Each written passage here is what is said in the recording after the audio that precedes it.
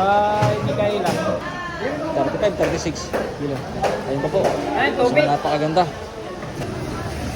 Kanila pa rin po yan. Ayun o. Ganda. Wow. Ang kikinis. Ang kikintab.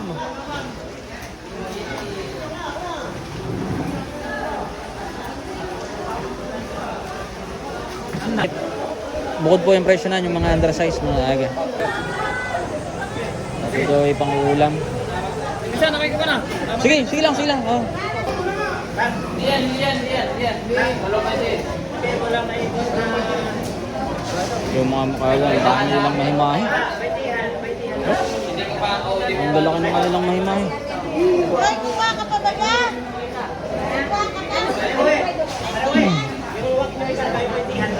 May laman na yung truck? Dami na. 30. Oh, dami na pala laman to eh. May mga agaw. Ganyan po yung pagkakakamada ng mga tunag sa truck. Dami na, dami ng laman.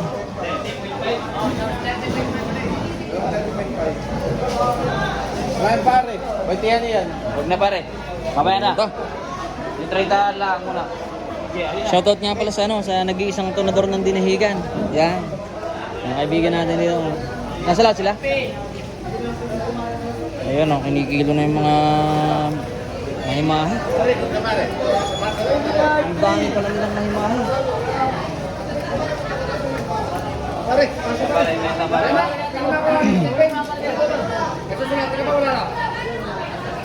Ang nilalatag mo po. Ang kilo. Ang kada may-ari, ini-segregate kasi nila mga aga kung sino-sino yung mga tanda. May mga tanda kasi ano yan, kung sino yung nakahuli, kailangan magkakaparehas, magkakatulad. Hoy, panis ka nung makikita ka ka. Uy, Pisan, nandiyan ka pala. Ayan, shoutout pala sa sa makisig na operator ng RMJ Haba. Sila po ang may huli niya, no? Ano pa, Bena?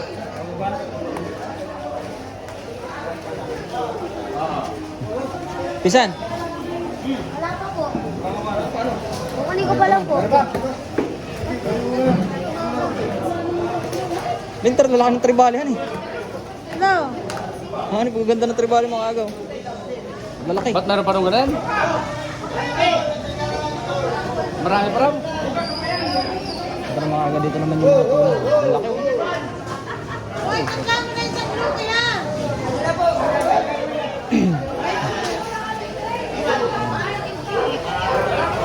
Dito pala yung iba. Ay, boy, sa kabila. Kaganto eh.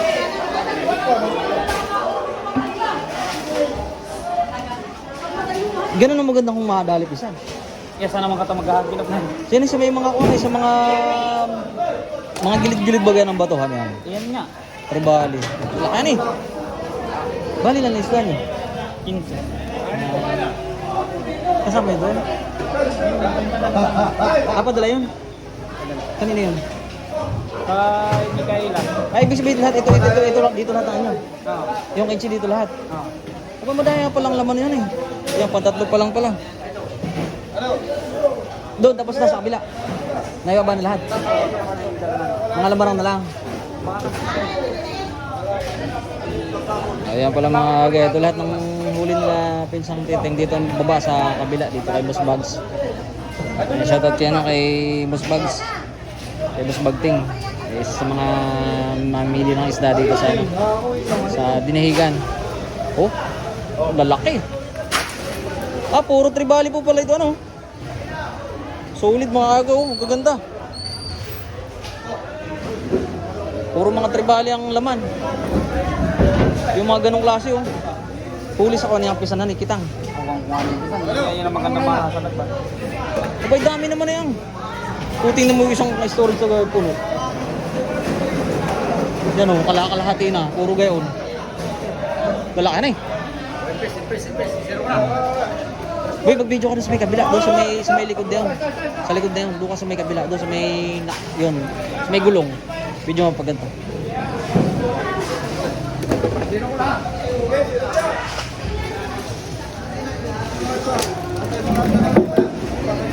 Bali, pang ano na po ito, pang 1, 2, 3, 4, 5, 6. Pang 6 na ano na po, na tuna nila pinsang teteng. Ang laki nito isa oh. Plus. Bago. Quality. 35, 36 kilo. Ayun pa po. So, napakaganda. Wow. Quality isda to mga kaga. Ang gaganda ng isda nila. Ano? Wow, sariwang sariwa. At wow din ang ulan mga kaga. Oh, sobrang lakas ng ulan. Kaya hindi na tayo nakapag-video sa bangka. Hindi tayo mag-video sa baba. Ayan, chinecheck ni Pinsang Teteng. Ayun, lahat ng mga sign na may tanda ng mga isda. Doon kasi magpapasihan po yung mga may-ari ng mga kung sino mga nakahuli. Ayan, pangilan na to. Dalawa na, 2, 3, 4, 5, 6, 7. Pang 7 na to, nung padating na ano, na isa pang buhat-buhat. Ayan. Kanila pa rin po yan. Ayun, ganda. Ang gagandang isda nito. Ayan pa mga aga, may padating pa. Ayan, ayan, ayan. Wow, ang kikinis, ang kikintab.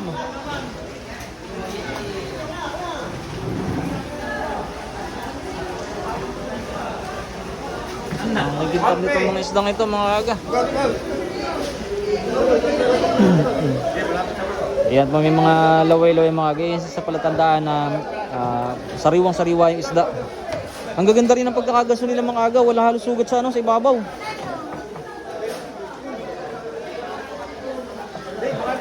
Kaganda.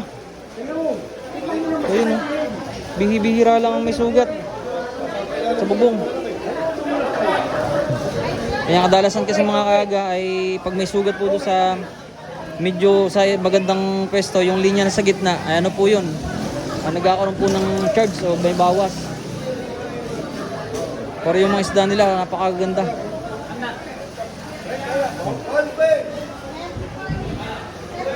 Wow, napapawaw ka talagang ganda ng isda nito. Yan o, ang kikintab mga kaga. Sariwang sariwa.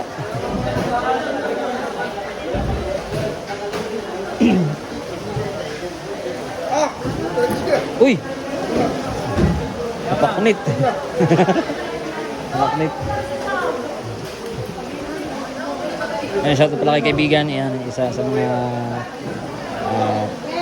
kasama ni Kuya Bugs dito sa kanilang hanap buhay. At yan ang mga nagigilo dito. Sila nagtitimbang. Ayun pa. Pangilan na to. Ayan, malaki-laki to. Ganda. Uy. Kulang 40-han. Pasok na pasok yan mga aga.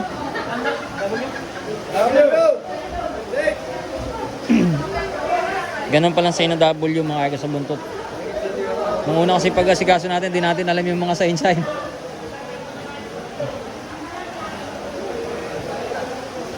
Yan na, nilagay na po yung iba. At may mga dumarating pa rin.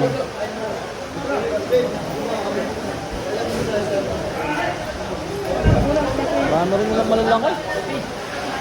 Ayan, ito, junioran. Ayan pa yung mga junioran. 30 pababa. Yung mga 30 pababa, yan po mga 20 hanggang 29 hanggang 30. Ano po yan? Mga undersize po yan. Mga maliliit. Bukod po yung presyo na yung mga undersize mga aga. Bali ang kilo daw po ngayon mga aga ay 250 sa good size sa mga pasok. Tapos 210 sa sa hindi. Yun po yung namin kanina ni Boss Bugs. Yun yung mga natanong ko sa kanyang presyo kanina. Oops.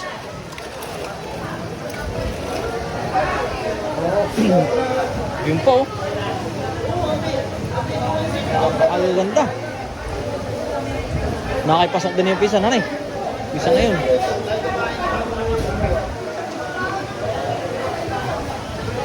Yan, pinasok na sa kanilang storage mga aga. Yung mga tuna na kilo na. Ng mga nailista na. Gabi na pero ayan, ang lakas pa rin ng ulan mga aga oh.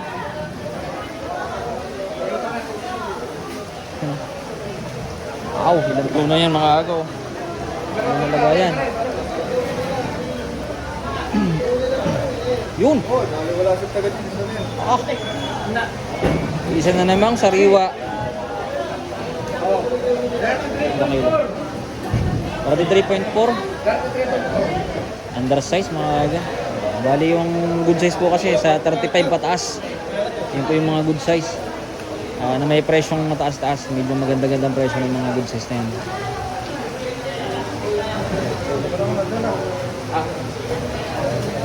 Nalagyan ng sign, ng tali, bundot, pananda.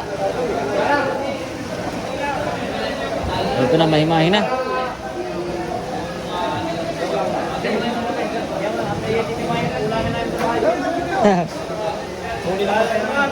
Sa'yo yung bisan, huli ba yun?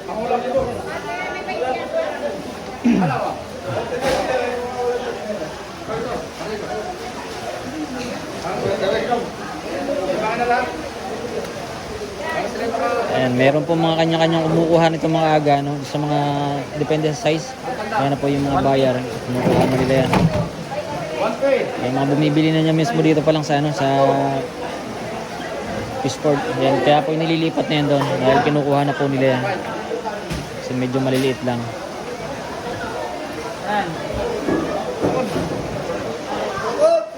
Ayan, ganda rin ito.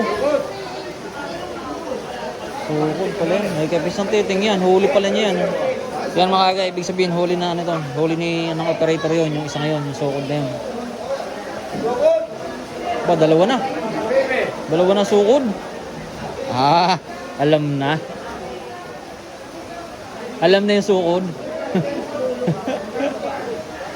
Quality. Aba, ayun pala ang pinakamalaki sukod din. Ayan mga aga, yun yung iniiwasan yung mayroong sugat sa ibabaw. Sa linya na yan. Sa linya na yung likod na papababang ganon. Dahil yun po yung nagkakaroon ng bawas. 1 pala yun. Kala ko sukod na yun. Laki. Ilang kilo? 43. Uy, mahuhulog pa nga.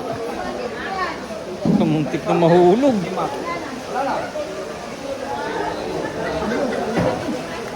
Yan, laki mga aga oh. Madayan na maganda. 1 pala yun. Kala ko sukod pa rin. 41 kilo.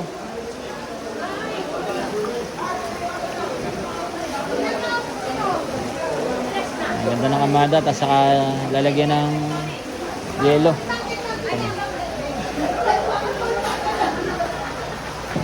Ito yung mga aga. Ibig sabihin iba ng bibili nito. Pupi. May iba na kukuha niyan. Wala ito, wala. Kaya kinikilo na ng iba. Sige kuya, tapos na ka na. Titimayin ko lang yung naman. Tapos na lahat pisan? Ayan, bali lahat ng mga kaga. Okay na pala. Lamarang na lang dito. Yung mahimahi. Ito ay pang ulam. Isa, nakay ko ka na. Sige, sige lang. Oh. Palikaw na rin kayo, palikaw na rin. Diyan na ako, nandiyan na maglilinis. Dito ka na. Dito mo na ipaparada. May sakyan ka na papunta doon. Makikisakay na lang yan, tawin saan? May baka matikyan ko naman. Hindi, pag wala, punta mo ako dito. Nandito lang ako. Baka matagalan ka. Okay lang, hintayin kita. Oo, hindi naman siguro magtatagal isang oras yan eh. Hintayin kita kasi si JB lang naman kaskay. Okay, thank you kuya.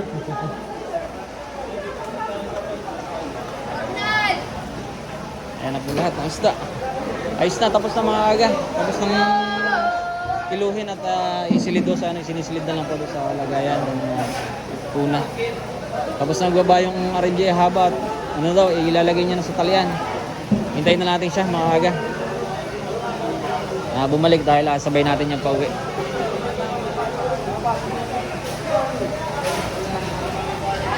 Ayan, hanggang doon na lang mga aga muna ang ating video. Maraming salamat po sa panonood at magandang gabi na. Ayan.